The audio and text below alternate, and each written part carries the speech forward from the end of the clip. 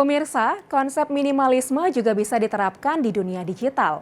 Dengan minimalisme digital, kita hanya menggunakan teknologi maupun aplikasi yang sesuai dengan kebutuhan. Mereka yang menjadi digital minimalis mengakui bahwa selama menerapkan konsep ini membawa manfaat untuk produktivitas dan kesehatan mental. Kami punya pembahasannya dalam segmen Sekitar Kita berikut.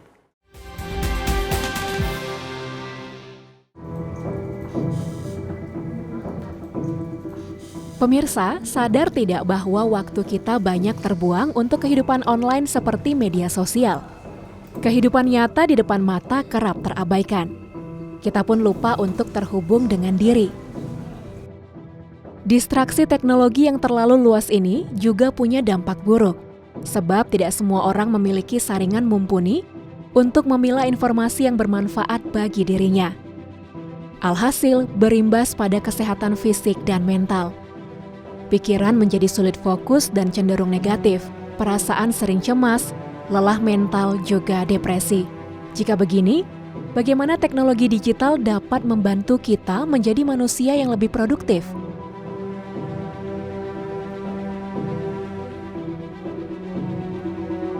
Salah seorang teman terdekat saya, Romana Aritonang, juga mengalami dampak ini dalam bermedia sosial. Akrab disapa Ana, perempuan 29 tahun ini akhirnya memutuskan untuk berhenti menggunakan medsos tersebut.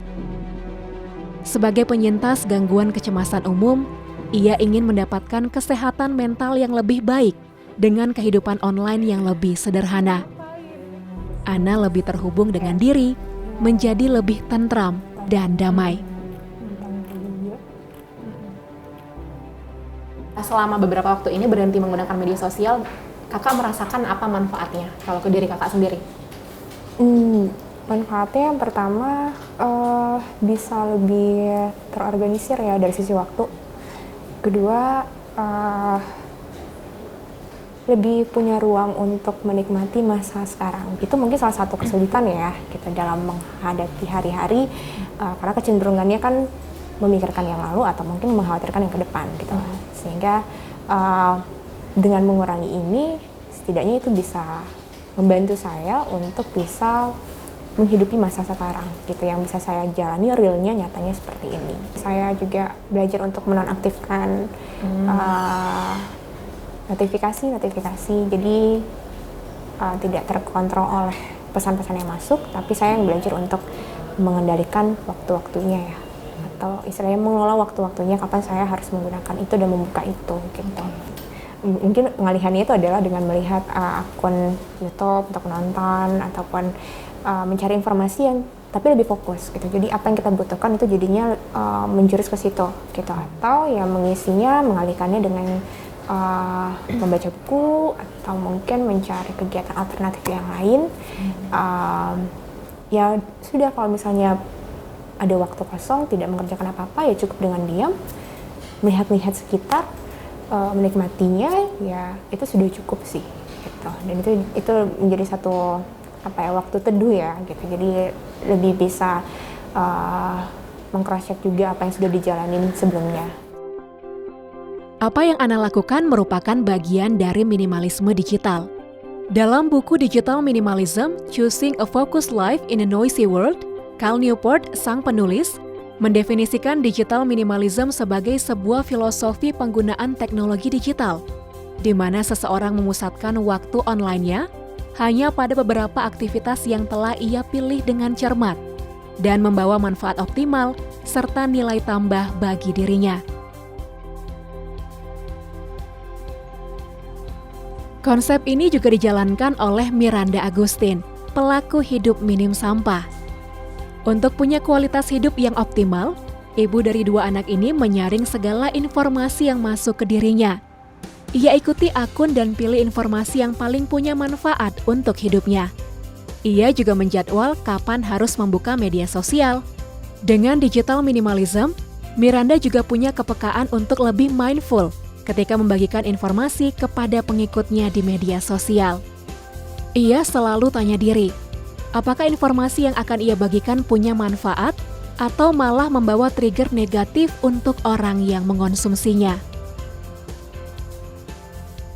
Nah, kalau Kak Miranda sendiri yang Agnes tahu kan juga sebagai pelaku zero waste dan juga menjalankan konsep minimalisme. Nah, Kakak juga menerapkan minimalisme ini juga nggak pada kehidupan digital Kakak?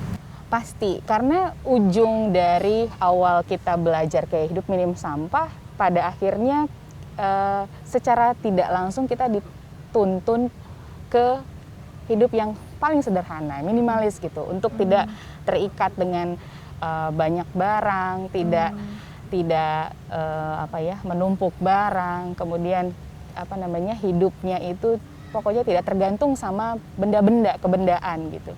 Jadi dan termasuk juga pola pikir ketika tidak bisa memaintain dan mengatur dengan baik kegiatan aktivitas online ini, ya itu akan sangat berdampak sekali ke kehidupan kita sehari-hari gitu. Jadi memang pasti sangat diterapkan dan memang harus diterapkan karena itu dulu. Jadi waras dulu di online-nya, ya pasti kehidupan nyatanya waras juga. Waras juga, iya biasanya begitu.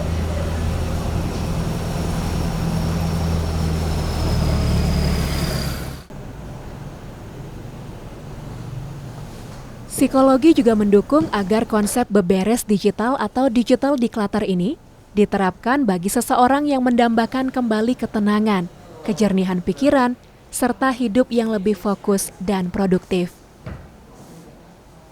Jadi iya, digital minimalism itu akan ngebantu banget untuk kita bisa nge-track down lagi lifestyle-nya kita dan ngebantu ya nggak cuma sehat secara mental, ya fisik juga. Jadi kalau misalnya tadi udah dijadwalin, beneran deh jadi berasa, oh ternyata 1 jam ini bisa dipakai buat tadi ya journaling kah mungkin, olahraga. Jadi kita lebih banyak input yang kita kasih ke diri kita sendiri, nggak cuma dapat informasi dari internet. Bener. Gitu.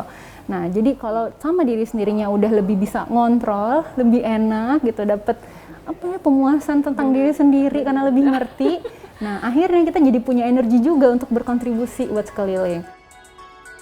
Semua ini adalah tentang hidup yang lebih bermakna, dimulai dari kesederhanaan. Hidup online yang lebih sederhana salah satunya. Menurut Cal Newport, kita bisa memulainya dengan cara berikut. Cermati manfaat gawai dan aplikasi di dalamnya.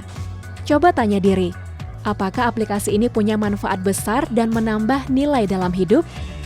Puasa media sosial atau tinggalkan gawai sejenak.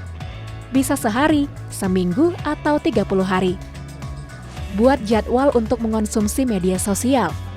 Pilih konten paling bermanfaat yang sesuai minat. Alihkan aktivitas online ke aktivitas offline yang disukai. Ciptakan waktu untuk diri sendiri, juga keluarga.